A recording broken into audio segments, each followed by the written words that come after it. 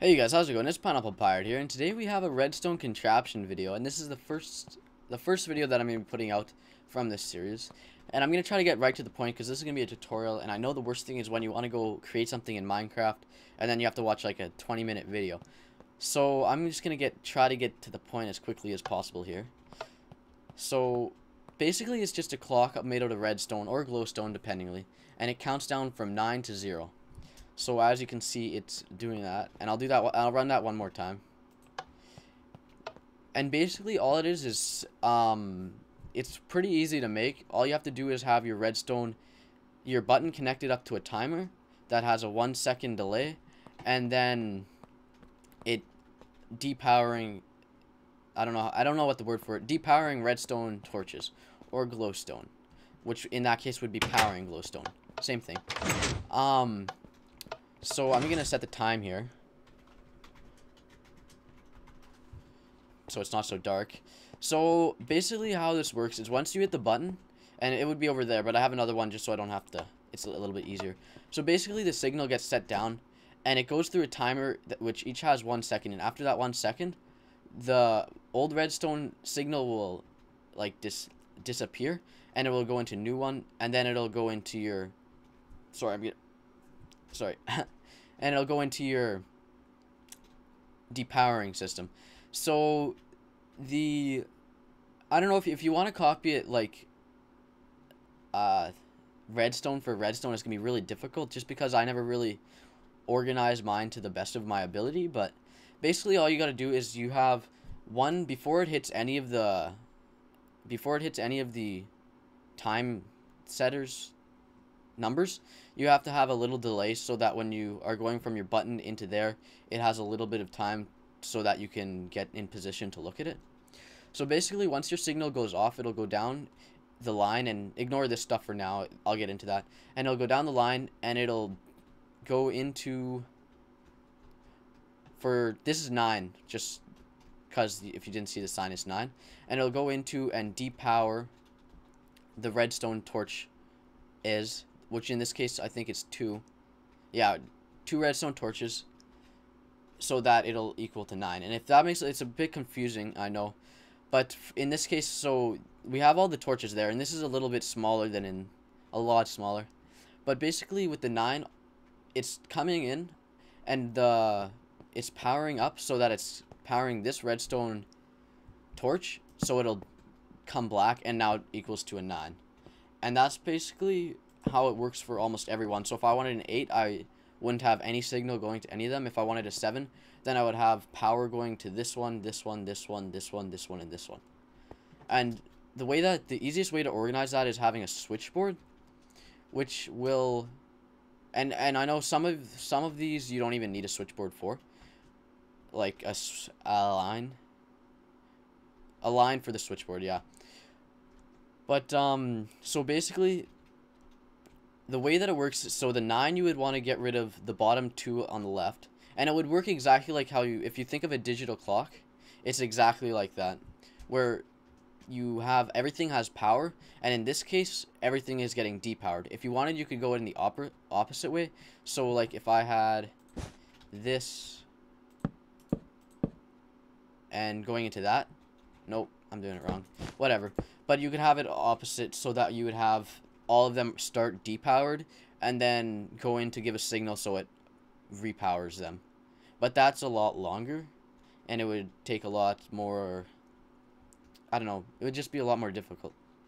But the timing for it is basically the easiest and the hardest thing about it. Like getting all the signals into the board are pretty straightforward. Like 8, as you can see, like I have my signs just to make it a little more organized, because when you're working with redstone you want to be as organized as possible. So 9 would be black, and all my redstone that has to do with 9 would go into the black signal, and same with all the other colors would be a different color. So 8, since it doesn't need to power anything, all you would need to do is add the timer in, so it counts for that 1 second, because all the redstone equals to 8 no matter what. So as long as you have that 1 second in there, you're good. And then, so you don't need one for 8, and 9 you need for 2. And I can't really show you exactly how to do it, or else it'll take really, really long. It's pretty straightforward once you get the hang of it. But for the timing for these, I'm going to switch my texture pack out because it's kind of hard to see the repeaters. Okay, so for the timing, you have your little delay as to start. And then you have 3 redstone repeaters that are maxed out to the full. So this is how it'll start, and then you'd go 3 times. And that equals to 1 second, or roughly 1 second. And then... Oh, wait, no. Sorry, I'm wrong. Your first one is going to have 3, or is it? I'm trying to think here for a sec. Yeah, your first one's going to have 3 like this, and then all the rest are going to have 2 and 1 tick. So 2 full and 1 tick. And that's going to be as for all of them,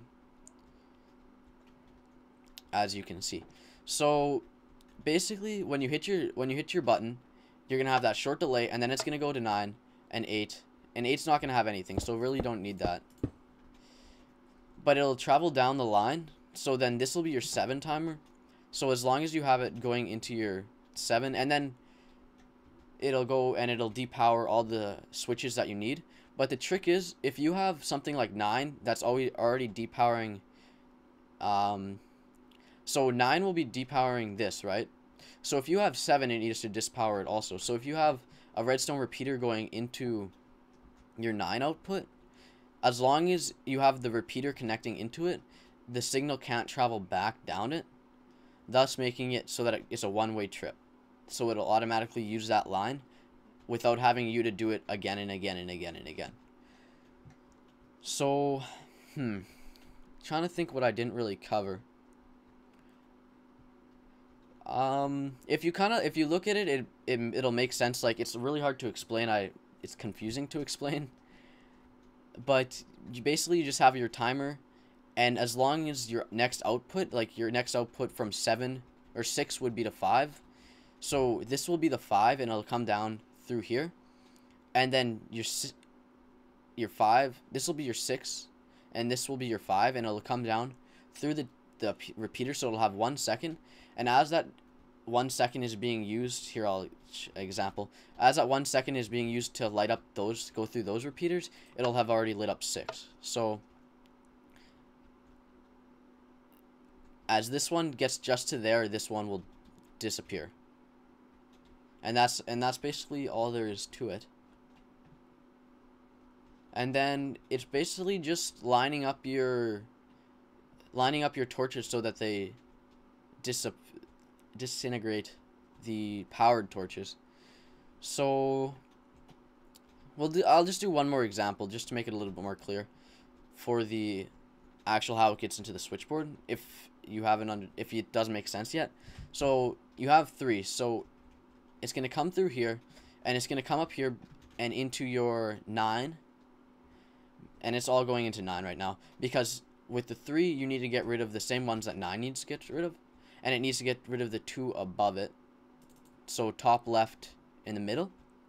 And then so it'll come down your line, and it'll come down here, and basically it'll go into your switchboard. And your switchboard, each redstone torch will have like a huge, it doesn't need to be really long, but the longer it is, the kind of more easy it is to access. And it'll just come into it and go down the line into your torch, which will depower it. So 3, and it would come down here and depower. And all that you need to make sure is when this one lights up, that it doesn't go down and travel back through the system. Because then it would, if like this powered up down into this one, which isn't happening right now because you have to have the repeater or going into a block to power, then it would come down and it'd light that one up and light that one up, and then you'd have a whole mess of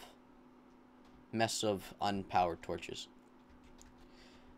So I think that's basically it on how to make a clock.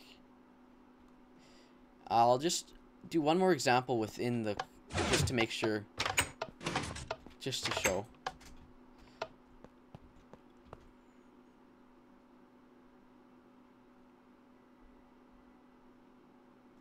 And that's how you do it.